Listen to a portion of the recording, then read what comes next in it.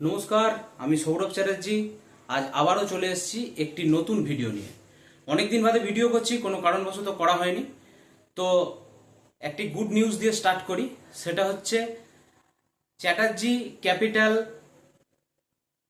Financial consulting farm আমরা start করেছি এবং এই চ্যাটার্জি ক্যাপিটাল ফিনান্সিয়াল ফার্মের মাধ্যমে আপনি আপনার যাবতীয় ফিনান্সিয়াল সলিউশন, সেটা আপনার গোল বেস প্ল্যানিং হতে পারে, রিটায়ারমেন্ট প্ল্যানিং হতে পারে, চাইল্ড এডুকেশন প্ল্যান হতে পারে, যে কোনো ধরনের প্ল্যানিং, সেটা মিউচুয়াল ফান্ডের মাধ্যমে হতে পারে, সেটা স্টকের মাধ্যমে হতে পারে, সেটা ইন্স্যুরেন্সের মাধ্যমে হতে পারে, তাছাড়া আপনার গাড়ি বাড়ি ফায়ার ইন্স্যুরেন্স এবং তাছাড়া আরও যা যা ফিনান্সিয়াল সলিউশন আছে সমস্ত কিছু, এবং ট্যাক্সের সমস্ত কাজ আমাদের এই একই ছাদের তলায় হবে। সেই কারণে নিচের দেওয়া হোয়াটসঅ্যাপ নাম্বারটি আপনারা সেভ করে রাখবেন এবং ভবিষ্যতে যে কোনো প্রয়োজনে আমাদের এই হোয়াটসঅ্যাপ নাম্বারেতে আপনার সমস্যা লিখবেন এবং আপনার লোকেশনটি শেয়ার করবেন। ডোর স্টেপ সার্ভিস আমরা পৌঁছে যাব একদম আপনার দোরগোড়ায়। যাই হোক, মূল বিষয় ফিরে আসি, যে আজকের যে টপিক, আজকের যে আলোচনা, যে ছোট বয়স থেকে সঞ্চয় করাটা কেন জরুরি, মানে অল্প বয়স থেকে সঞ্চয় শুরু করাটা কেন জরুরি। আজকের ডেটে দাঁড়িয়ে ইয়াং জেনারেশনের মধ্যে ইনভেস্টমেন্ট বা সঞ্চয় যেটাই বলুন, সেটার প্রবণতা ক্রমাগত কমে যাচ্ছে। কিন্তু দেখা গেছে যে তার আগের জেনারেশন, মানে তার বাবা বা কাকা বা তার আগের জেনারেশন দাদু, সকলে কিন্তু সঞ্চয়ের প্রতি একটা আগ্রহ ছিল। কিন্তু এখন এক্সপেন্ডিচারটা এত বেড়ে গেছে, এত জিনিসপত্র, ইন্টারনেট, মোবাইল সমস্ত কিছু আপগ্রেড হচ্ছে এবং তার প্রতি গাড়ি, তার প্রতি যে ইয়াং জেনারেশনের আগ্রহ বাড়ছে, সেই কারণে কিন্তু ইনভেস্টমেন্টের প্রবণতা কিন্তু কমে গেছে। এবং ইনভেস্টমেন্ট যদি কম বয়সে শুরু করে তাহলে কি হয়, এবং ইনভেস্টমেন্ট যদি বেশি বয়সে শুরু করা হয় তাহলে কতটা ফারাক হয়, এটা কিন্তু খুব গুরুত্বপূর্ণ বিষয়। তো সর্বপ্রথম বলবো যে অল্প বয়সে ইনভেস্টমেন্ট শুরু করলে প্রথম যে পয়েন্টটা নিয়ে আলোচনা করব সেটা হচ্ছে কম্পাউন্ডিং এর যে ম্যাজিক, যে অল্প বয়সে যদি ইনভেস্টমেন্ট কেউ স্টার্ট করে তাহলে সে কতটা বেনিফিটেড হচ্ছে। কম্পাউন্ডিং এ সে কিন্তু একটা বড় অ্যাসেট খুব তাড়াতাড়ি ক্রিয়েট করে নিতে পারছে। ঠিক আছে, উদাহরণস্বরূপ বলতে পারি যে ধরুন 25 বছর বয়সে কোনো একটা ছেলে ইনভেস্টমেন্ট স্টার্ট করেছে। 25 বছর বয়সে সে মান্থলি 1000 টাকা করে সে কিন্তু ইনভেস্টমেন্ট স্টার্ট করেছে। ঠিক আছে, মান্থলি 1000 টাকা করে সে কত বছর স্টার্ট করেছে? 25 বছর বয়স থেকে সে স্টার্ট করেছে। তো সেই 25 বছর বয়স থেকে স্টার্ট করার জন্য তার 35 বছর বয়সে আরো একজন ব্যক্তি দেখা গেল যে সে 35 বছর বয়স থেকে স্টার্ট করেছে। 35 বছর বয়স থেকে সে মান্থলি 1000 টাকা করে ইনভেস্টমেন্ট স্টার্ট করেছে। এই দুটো ইনভেস্টমেন্টের কিন্তু দেখা যাচ্ছে দুজনেই ম্যাচুরিটি নিচ্ছে কত? দুজনেই ম্যাচুরিটি নিচ্ছে যে 60 ইয়ার্স এজে। 60 ইয়ার্স এজেতে গিয়ে দুজনেই ম্যাচুরিটি নিচ্ছে। সেই সময় গিয়ে দেখা যাচ্ছে সে যখন টাকাটা সে পাচ্ছে, এই 25 বছর থেকে যে শুরু করেছে, সে যে টাকা দিয়েছে বা যে টাকা ইনভেস্ট করেছে তার অনেক বেশি টাকা সে কিন্তু রিটার্ন পাচ্ছে। এই ডিফারেন্সটা কিন্তু অনেক হাই হচ্ছে। ঠিক আছে, আরেকটা কি ফিনান্সিয়াল ডিসিপ্লিন তৈরি হয়। ফিনান্সিয়াল ডিসিপ্লিন মানে কি, যে প্রতি মাসে বা প্রতি বছর আমি একটা টাকা জমাবো। এই যে প্রবণতাটা, আগেকার দিনে কি ছিল, ছোট ছোট ভান্ডার ছিল, মানুষ বাড়িতে টাকা জমা করত।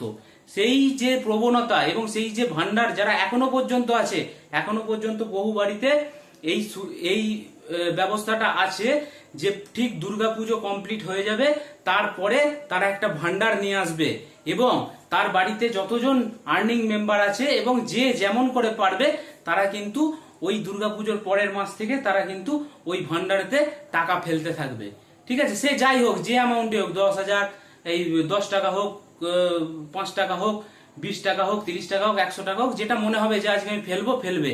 এবং এই ভান্ডারটা গিয়ে কবে ভাঙা হবে? ঠিক দুর্গাপুজোর আগে গিয়ে ভাঙা হবে। এবং এতে দেখা যায় কি যে একটা দুর্গাপুজোর মার্কেটিং করতে গিয়ে দেখা যাচ্ছে যে সেই ফ্যামিলিটা 30,000 টাকা খরচা আছে, কিন্তু ওই ভান্ডারটাতে দেখা যাচ্ছে যে ভান্ডারটা যেহেতু সেই ছোট ছোট ভাবে জমিয়েছিল, তার কিন্তু দেখা যাচ্ছে ওখানে 10,000 টাকা জমে গেছে। তাহলে 20,000 টাকা আরোতে অ্যাড করলে তার কিন্তু বছরের কেনাকাটাটা হয়ে যাচ্ছে। তো এইরকম ট্র্যাডিশন কিন্তু এখনো আছে আমাদের গ্রাম বাংলার দিকে, এখনো পর্যন্ত আছে। তো এটা একটা বিষয়। এই যে কি হচ্ছে যে ফিনান্সিয়াল ডিসিপ্লিন তৈরি হচ্ছে, এই ফিনান্সিয়াল ডিসিপ্লিন এটা খুব জরুরি জিনিস। এটা স্কুল কলেজে শেখাবে না, ইতিহাস ভূগোল অঙ্ক বিজ্ঞান সবের সাথে এটাও কিন্তু জানা জরুরি, কিন্তু এটা এটা কিন্তু শেখাবে না। ঠিক আছে, তো এই জিনিসগুলো কিন্তু তৈরি হবে। এরপর কি আছে, এরপর 3 নম্বর পয়েন্ট, এরপর কি আছে, এরপর হচ্ছে এমার্জেন্সি সেফটি। এমার্জেন্সি ফান্ড তৈরি করা শিখে যাবে। যে একটা 25 বছরের ছেলে যে ইনভেস্টমেন্ট 1,000 টাকা করে শুরু করেছে, ঠিক আছে, সেম এজের আর একজন ছেলে সেম এজের সে কিন্তু শুরু করেনি। সেম সেম দু বন্ধু আচ্ছা উদাহরণস্বরূপ বুঝিয়ে দিই, যে একজনের নাম হচ্ছে রাম, একজনের নাম হচ্ছে রাম, ঠিক আছে, আর একজনের নাম হচ্ছে শ্যাম। ঠিক আছে, রাম আর শ্যাম দু বন্ধু একসাথে একই জায়গায় কাজ পেয়েছে, একই ইনকাম করে। এ প্রতি মাসে 1,000 টাকা করে ইনভেস্টমেন্ট করে, আর এ টোটাল টাকা এক্সপেন্ডিচার করে। এ টোটাল টাকা এক্সপেন্ডিচার করে। দেখা গেল কি, দেখা গেল যে এটা হচ্ছে 2026 সাল, 2026 সালে শুরু করেছে।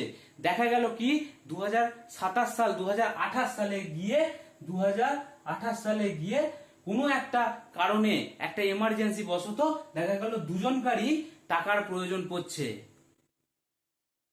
তো সেই জায়গায় গিয়ে কে সেই টাকাটা যোগান দিতে পারবে? এই রাম কিন্তু যোগান দিতে পারবে। তার কারণ তার একটা কিন্তু ইনভেস্টমেন্ট আছে, সেখান থেকে ভেঙে সে কিন্তু যোগান দিতে পারবে। আর শ্যাম কিন্তু পারবে না। তার মানে কি এই এমার্জেন্সি যে ফান্ড, এমার্জেন্সি ফান্ড তৈরি করা কিন্তু সহজ।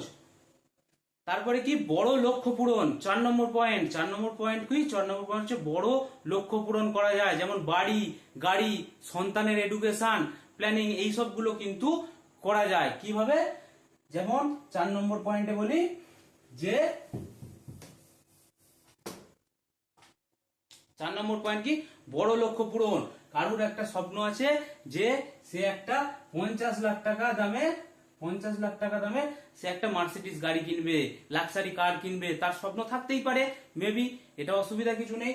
তার তার যখন স্বপ্ন থাকছে, সে কিন্তু যদি 25 বছর বয়সে সে যদি স্বপ্নটা দেখে এবং রোজগারের সাথে সাথে সে যদি চিন্তা করে যে আমি এখন থেকে একটা টাকা আমি প্রতি মাসে সেভ করব আমার স্যালারি থেকে, টোটাল টাকাটা আমি খরচা করব না, ঠিক আছে, সে কিন্তু একটা সময় গিয়ে এই এই তার এই স্বপ্নটা সে কিন্তু অ্যাচিভ করতে পারবে।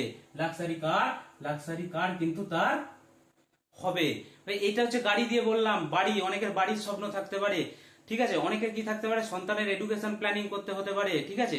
এই সমস্ত অ্যাচিভমেন্ট গুলো কিন্তু সঞ্চয়ের মাধ্যমেই সম্ভব, ইনকাম দিয়ে কিন্তু সম্ভব নয়। ইনকাম বাড়বে, ইনকাম যত বাড়বে আমাদের এক্সপেন্ডিচারও তত বাড়বে, ঠিক আছে, খরচও তত বাড়বে, কিন্তু সেখান থেকে যে যতটা সেভ করতে পারবে, যতটা সেভ করে সাইডে রাখতে পারবে, ইনভেস্টমেন্ট করতে পারবে, ইনভেস্টমেন্ট কিন্তু তার টাকাটাকে বাড়িয়ে দেবে এবং তার স্বপ্নটা পূরণ করে দেবে, ঠিক আছে। আর কি থাকে? স্ট্রেস ফ্রি লাইফ থাকে, কোনো টেনশনহীন লাইফ, ঠিক আছে। একটা 25 বছরের ছেলে, 25 বছরের ছেলে কি 30 বছরের ছেলে, সে কি করেছে, সে এই বয়স থেকে একটা ইনভেস্টমেন্ট স্টার্ট করেছে। কিসে? রিটায়ারমেন্ট ফান্ডে। রিটায়ারমেন্ট ফান্ডে সে একটা ইনভেস্টমেন্ট করছে। রিটায়ারমেন্ট ফান্ডে সে একটা ইনভেস্টমেন্ট স্টার্ট করেছে, ঠিক আছে। তো এই যে 30 বছর ধরে, যদি 30 বছর বয়সে স্টার্ট করে, 30 বছর ধরে সে একটা ফান্ড ক্রিয়েট করলো, ঠিক আছে। তো সেই সময় গিয়ে 60 বছর বয়সের পর সে যখন কাজ থেকে যখন অব্যাহতি নেবে, সে তখন কিন্তু এখান থেকে একটা পেনশন নিতে পারবে। তার একটা সুবিধা, তার কিন্তু একটা অপরচুনিটি আছে। কিন্তু যে 40 বছর বয়স থেকে স্টার্ট করলো, 10 বছর পর থেকে স্টার্ট করলো, ঠিক আছে, এই 30 বছরের ছেলেটা যে ফান্ডটা তৈরি করতে পারবে 40 বছরে, সে যত বেশি ইনভেস্ট করুক, তার কিন্তু এই ফান্ডটা তৈরি করাটা কিন্তু ডিফিকাল্ট, ঠিক আছে। কারণ সে কম্পাউন্ডিং এ ইন্টারেস্ট, কিন্তু তার ইন্টারেস্ট অ্যাকুমুলেশন কম হবে, সে অনেক বেশি টাকা ইনভেস্ট করবে। কিন্তু এ 5,000 টাকা ইনভেস্ট করেছে, ঠিক আছে, 1 কোটি টাকা, দেখা যাচ্ছে যে 1 কোটি টাকার একটা 1 কোটি টাকার একটা ফান্ড ক্রিয়েট করেছে। এ 10,000 টাকা ইনভেস্ট করবে 40 বছর বয়সে, 60 বছরে গিয়ে কিন্তু সে 1 কোটি টাকার ফান্ড কিন্তু তৈরি করতে পারবে না। ডবল দিচ্ছে কিন্তু তাও পারবে না। কম্পাউন্ডিং এর ফান্ডটা হচ্ছে এই জায়গায়, ঠিক আছে? তো আজ থেকে আপনি যদি মনে করেন যে আগামী 10 বছর পর আমি রিগ্রেট করব না ইনভেস্টমেন্ট সম্পর্কে, আমি আজ থেকে সচেতন হব, আপনি ছোট্ট একটা ইনভেস্টমেন্ট দিয়ে অভ্যাসটাকে শুরু করুন। এটা সকলের কাছে আমার অ্যাডভাইস, ঠিক আছে?